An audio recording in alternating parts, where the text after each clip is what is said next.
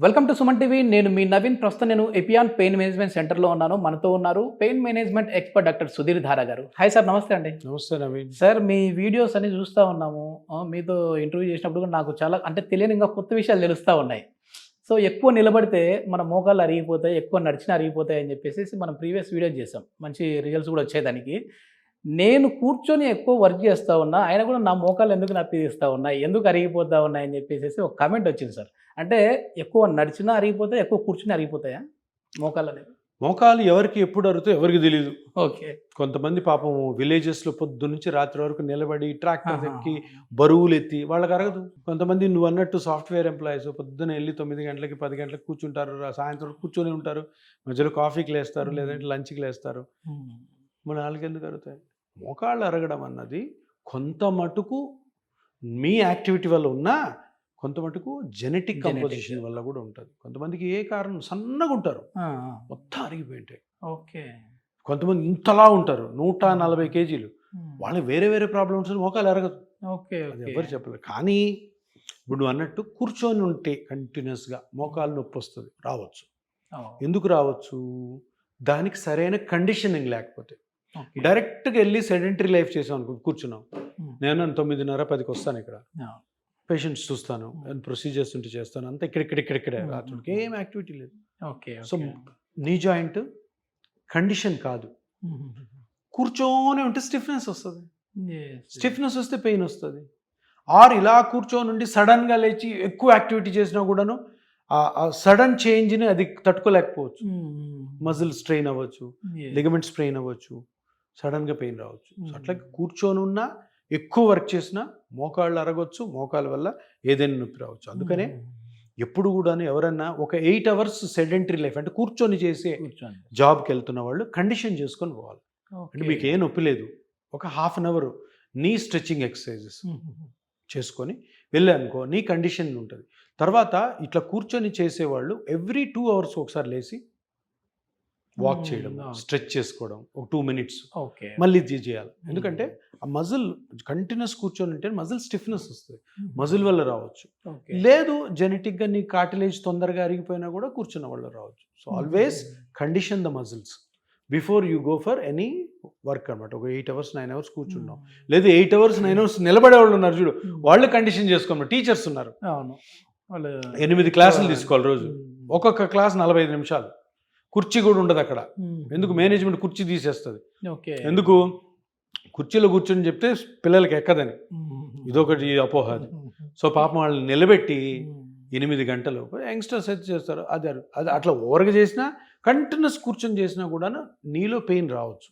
కానీ దానికి వచ్చినప్పుడు వీళ్ళ యాక్టివిటీ కనుక్కొని, వీళ్ళ జాబ్ కనుక్కొని, ప్లస్ స్కానింగ్ చేసి చూసుకొని ఏ పార్ట్ డ్యామేజ్ అయిందో దాన్ని మళ్ళీ కంప్లీట్గా రికవరీ చేయాలి. ఓకే. ఈ ట్రీట్మెంట్ విధానం ఎట్లా ఉంటుంది సార్? అంటే ఒకవేళ వాళ్ళకి మీరు చూశారు, వాళ్ళకి డయాగ్నోస్ చేసేసారు, అందరికీ ఇన్ని సెట్టింగ్స్ అని ఉంటుందా? లేదంటే అంటే అందరికీ ఒకటే పెయిన్ కిల్లర్ అన్నట్టుగా అంటూ ఉంటారు కదా, అట్లా ఇది అందరికీ కూడా ఒకటే ఇన్ని సెట్టింగ్స్ అనేది ఉంటుందా? డిఫరెంట్. సో అందుకనే అంటే స్కానింగ్ ఎందుకు చేస్తామంటే ఇందుకే. First of all A part damage అయింది, సెకండ్ ఎంత డ్యామేజ్ అయింది, మెజర్మెంట్స్ ఉంటాయి. స్కానింగ్లోనే మెజర్మెంట్స్ ఉంటాయి. సో ఇప్పుడు 0.1 mm డ్యామేజ్ అయిందా, 2 mm డ్యామేజ్ అయిందా, 2 mm ఉండాల్సింది ఎంత అరిగింది, లిగమెంట్ స్ట్రెచ్ ఎంత ఉంది, డ్యామేజ్ అయిన స్ట్రెచ్, దాని మెజర్మెంట్ ఎంత, ఆ మెజర్మెంట్స్ బట్టి ఎన్ని సిట్టింగ్స్ అని ఉంటాయి. సింగిల్ సిట్టింగ్లో అయిపోవచ్చు, 3 సిట్టింగ్స్ పట్టవచ్చు, 4 సిట్టింగ్స్ పట్టవచ్చు. సో ఆ స్కానింగ్ అన్నది అంత ఇంపార్టెంట్. ఆ స్కానింగ్ కూడా మేమే చేస్తాం. ఎందుకు చేస్తాం? మేము మా ట్రీట్మెంట్ మేము కదా చేసేది. సో రేడియాలజిస్ట్ ఉంటారు పక్కన, బట్ ఆ స్కానింగ్ దగ్గర మేము ఉంటాం. మనకి ఏ స్ట్రక్చర్ డ్యామేజ్ అయిందో మనకి ఎగ్జామినేషన్లో తెలిసింది కదా.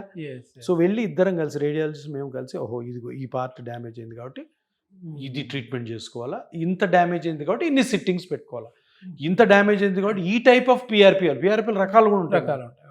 సో సూపర్ డెన్సిటీ పిఆర్పి అని ఉంటుంది, సూపర్ డోస్ పిఆర్పి అని ఉంటుంది, నార్మల్ పిఆర్పి ఉంటుంది, leukocyte rich PRP, leukocyte poor PRP, ఇలా చాలా దేనికి ఏది అన్నది కూడా చాలా ఇంపార్టెంట్. గుడ్డిగా బ్లడ్ తీసుకొని ఆ సెంట్రిఫ్యూజ్ చేసి టపా దాంట్లో వేస్తే వేస్ట్, నీళ్ళల్లో పోసినట్టు అది పన్నీరు. అందుకని ఇంత ఇన్సైట్ ఉండాలన్నమాట ఆ పేషెంట్ యొక్క డ్యామేజ్ని కనుక్కోవడం కోసం. ఊరికే పిఆర్పి చేస్తే 100% ఫెయిల్యూర్ ఉంటుంది. ఇప్పుడు మోకాళ్ళలో గుజ్జు అంటుంటాం కదా, అది కరెక్ట్గా అంటే ఉండాలంటే ఎంత ఉండాలి సార్? దీనికి కూడా ఒక క్యాలిక్యులేషన్ ఏమైనా ఉంటుందా? చాలా ఉంటుందా, అంత ఈజీ కాదు. పిఆర్పి ఈ రోజు సక్సెస్ఫుల్గా అయిందంటే ఇన్ని మాడ్యూల్స్, ఇన్ని గ్యాడ్జెట్స్ వచ్చాయి కాబట్టి. ఇంతమంది బ్లైండ్గా వేసేవాళ్ళు పని చేసేది కాదు. ఎంత గుజ్జు ఉండాలి? కార్టిలేజ్ అన్నది వయసును బట్టి ఉంటుంది. Okay okay. నువ్వు 40 years, 40 yearsకి 2.5 to 3 mm ఉండాలి cartilage thickness. Okay okay. 55 years వాళ్ళకి 2 mm ఉండాలి. ఓకే. 75 years వాళ్ళకి 1.5 నుంచి 2 mm ఉండాలి. అంతకంటే తగ్గింది అనుకో, అది ఎక్కడ తగ్గిందో ఎతుకుతాం. ఆ ఎక్కడ తగ్గిందో అక్కడే నొప్పి వస్తుందో లేదో చూస్తాం. సో ఉంటే ఇదే కరెక్ట్. సో ఆ ఎంత కార్టిలేజ్ జరిగింది, ఇప్పుడు 1.5 ఉండాలి 70 years ఆయనకి, అది 0.5 అయింది. సో హయ్యర్ గ్రేడ్ అది. 4 sittings పడవచ్చు, 3 sittings పడవచ్చు. లేదు యంగ్స్టర్స్ ఉంటారు 35 years, నొప్పి వస్తుంది, దెబ్బ ఏం తగలలేదు, రొటీన్గానే అరిగిపోయింది. ఆయనకు ఉండాల్సిన 3 mm, 3 mm కాస్త 1.5కి వచ్చింది. యంగ్స్టరు ఆయన వర్క్ను బట్టి, ఆయన యాక్టివిటీస్ని బట్టి ఎన్ని సిట్టింగ్స్ కావాలో డిసైడ్ చేస్తాం. కొన్ని తక్కువ ఉంటాయి. అట్లా అడిగిన దాన్ని బట్టి సిట్టింగ్స్ కూడా పెరుగుతూ ఉంటుంది. అన్నీ కూడాను మనము ఏదైతే స్కానింగ్లో చూస్తామో అది ఎంత డ్యామేజ్ అయిందో దాన్ని మెజర్ చేసిన దాన్ని బట్టే ఉంటుంది. మొత్తానికి ముందుగానే ఈ మోకాళ్ళ నొప్పులు వచ్చిన వెంటనే వచ్చారు అని అంటే వాళ్ళకి త్వరగా ఇదైపోతుంది. ఇప్పుడు చూడు, మోకాళ్ళ నొప్పి అన్నది ఒక్కసారి వచ్చిందంటే కొన్ని రోజులు విరామం అది చూపించొచ్చేమో కానీ మళ్ళీ వెంటనే వస్తుంది. సరిగ్గా కనుక్కోవాలి ఎర్లీ స్టేజెస్లోనే. ఎర్లీ స్టేజెస్లో దాన్ని ఏమైనా సైడ్ ఎఫెక్ట్ ఉంటాయి సార్? అంటే మాకు ఫలానా డిసీజ్ ఉంది, మాకు థైరాయిడ్ ఉంది, షుగర్ ఉంది, బీపీ ఉంది కాబట్టి మేము తీసుకోవచ్చా లేదా అనే వాళ్ళకి ఏం చెప్తారు సార్? పిఆర్పితో ఎటువంటి సైడ్ ఎఫెక్ట్ ఉండదు, 0 సైడ్ ఎఫెక్ట్. కానీ కరెక్ట్గా చేయాలి. కరెక్ట్గా ఆపరేషన్ థియేటర్లు చేయాలా, కరెక్ట్ ఎక్స్పీరియన్స్ ఉన్న డాక్టర్ చేయాలా, కరెక్ట్గా మన దగ్గర ఉన్న ఎక్విప్మెంట్ అంటే స్కాన్స్ చేస్తూ చేయాలి. బ్లైండ్గా ఇట్లా కూర్చోవడం చేస్తే ఏ సైడ్ ఎఫెక్ట్ ఇన్సిడెంట్స్ అయినా కూడా 0నే. మాకు బాగుంది చేసిన తర్వాత, కానీ ఎన్ని రోజుల వరకు అది అట్లే ఉంటుంది? ఎన్ని రోజులు అట్లే ఉంటుంది కదా, ఎన్ని రోజులు పేషెంట్ దాన్ని అట్లే పెట్టుకోవాలి. ఓకే, వాళ్ళ మీద ఉంటుంది. తప్పకుండా జాగ్రత్తలు ఉంటాయి. మా దగ్గరకు వస్తే మేము చాలా స్ట్రిక్ట్గా ఉంటాం. ఎందుకంటే డాక్టర్ స్ట్రిక్ట్గా లేడనుకో ట్రీట్మెంట్ ఫెయిల్ అవుతుంది. నేను ఇప్పుడు నువ్వు ఉన్నావు నవీన్, జర్నలిస్ట్, తిరగాలి బాగా, ఆడబాల కూర్చుంటావు, నిలబడతావు, అటు నీ యాక్టివిటీ ప్రకారం నీ మోకాలు ఎంత అయితే డ్యామేజ్ అయిందో ఆ డ్యామేజ్ అయిన దానికి నేనేం ట్రీట్మెంట్ చేస్తున్నాను. బట్ జాబ్ చేసుకోవద్దని చెప్పలేను కదా. ఇంకా నవీన్ నువ్వు ఇంట్లో పోయి కూర్చో, నీకు ఏం లేదని కాదు, ఫుడ్ హ్యాండ్ నుంచి వస్తుంది, నువ్వు చేసుకోవాలి. ఆ చేసుకోవడానికి నువ్వు పొద్దు నుంచి సాయంత్రం ఏమేమి యాక్టివిటీస్ చేస్తావు నేను కనుక్కోవాలి. సో ఈ యాక్టివిటీస్లో ఈ చేంజెస్ చేసుకోనవి అని నేను చెప్తాను. సో ప్రతి ఒక్కరికి, ఒక టీచర్కి, పోలీస్కి, లేదంటే సాఫ్ట్వేర్ ఎంప్లాయీకి, లేదంటే డాక్టర్కి, ఎట్లా వాళ్ళ యాక్టివిటీ దాని ప్రకారం చేస్తే ఎక్కువ కాలం ఉంటుంది. జీవితాంతం ఉంటుందని చెప్పాం. ఏ ట్రీట్మెంట్ కూడా ఉండదు, ఎక్కువ కాలం మెయింటైన్ చేసుకో. ఒకవేళ మనం చేసుకున్నాం సార్, ఇప్పుడు బాగుంది, మళ్ళీ నాకు ఒక 2 yearsకో 3 yearsకో మళ్ళీ పెయిన్ వచ్చింది, మళ్ళీ నేను పిఆర్పికి వద్దాం అనుకుంటా ఉన్నా, అది రావచ్చు సెకండ్ టైం? నొప్పి వచ్చినప్పుడు పిఆర్పి కాదు చేయాల్సింది, కనుక్కోవాలి ఏం జరుగుతుందో, అంటే ఏం జరిగింది. నాకు బాగుంది, మళ్ళీ నాకు పిఆర్పి కావాలి.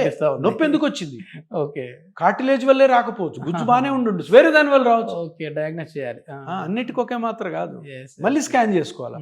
ఓహో కార్టిలేజ్ బాగానే ఉంది బాసు, నీకు బాగానే పెరిగింది, అది మెయింటైన్ అవుతుంది, బట్ లిగమెంట్ ప్రాబ్లం వచ్చింది, లేదా మెనిస్కస్ ప్రాబ్లం వచ్చింది, లేదా సాఫ్ట్ టిష్యూ మజిల్ ప్రాబ్లం వచ్చింది. వచ్చారు సార్ అట్లా ఎవరన్నా? సార్ మీరు పిఆర్పి చేసినప్పుడు బాగుంది సార్, మళ్ళీ పిఆర్పి చేయండి అని. చాలు పిఆర్పి చేయండి సార్, సూపర్ పని చేస్తుంది. ఈ రోజు ఒక ఆమె వచ్చింది, 22లోనేమో లెఫ్ట్ చేసుకుంది, రైట్ నొప్పి వచ్చింది, వచ్చి ఈ రోజు రైట్ కి చేసుకుంది. 2 years, ఆల్మోస్ట్ 3 years అయింది.